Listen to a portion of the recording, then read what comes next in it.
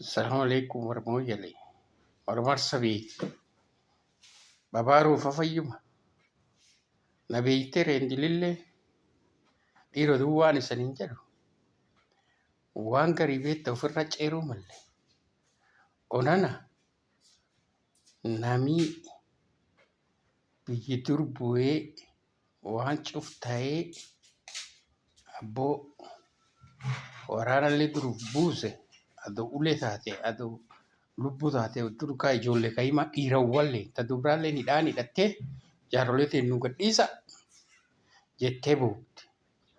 Wanni arra warri marsabeetii gula His Excellency President Ruto arguu yaa'ee fi waan gaafas galsuun argite waan gaafas galsuun namni waan sun bilcheessellee ka waan sun tolchi ijoollee kaa'imaa.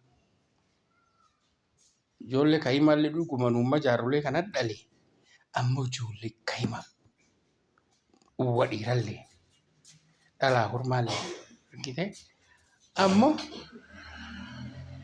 yaa wanni kun dhufte jaarroleen teennallee yaa galata waaqaa gadhiisanii jaarrolee teettara duriyaatullee viongoozillee yaa pireezideenti dhattee dhibkaan himattee waan kee jira himattee naan kootta isanii yuuyuusan qorqoradhaadhanii yaamanii warqee isaniin kootta jedhanii ijoolleen kaa'imaa irra kamiin nafaas dhabde.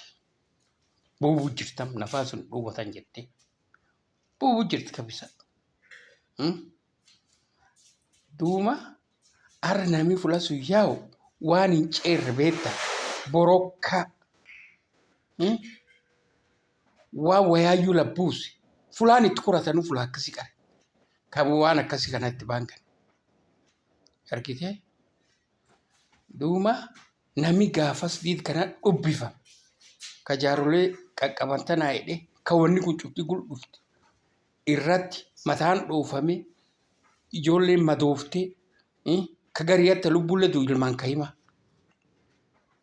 ijoollee kaa'imaa nuun cufti nu archi jaankine laal allabati ilmaan kun hin obbaatinne arta jaankine laal arra warbeetta gaafas gaaf hin ufitti dhaanidhe maanii ta'e wanni kun waan daallee wanni ijoolleen ta'uu jirte deesti arra pireezideenti arguu yaa'u.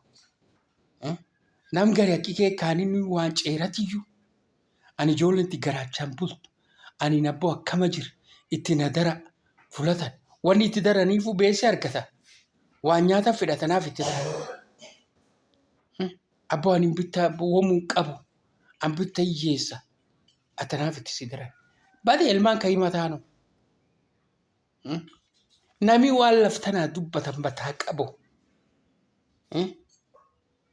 kan mataa qabu ka waan horii mataa qabu ka waan dheebuu mataa qabu ka waan bisaanii mataa qabu kaboo jireenyum laftanaatu iyyuu mataa qabu iyyuu cufti dhabee waan womuun taatiin ar baadhi maqaa namaan dhoomnu duum waan womuun taatiin ka gara achi bu'u.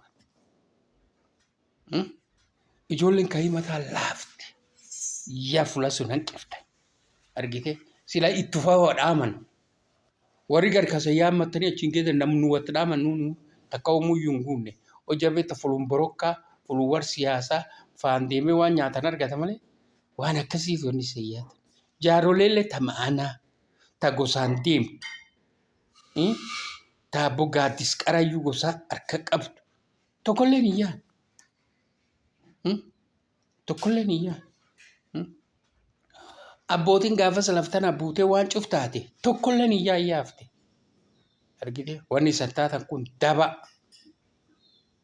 namitti himan dhibii hin qabnu pireezideenti dhaqqabnee waan ta'uu jira ittiin himannu argite isanii war siyaasalleen kura feetanii waan kan nurraan dhoortanii yaasumii har'a Naayiroobbiyaan kuni nama hedduu alatti hidhe ka sila deemuu mala qub qabaadha. Asantee isaana.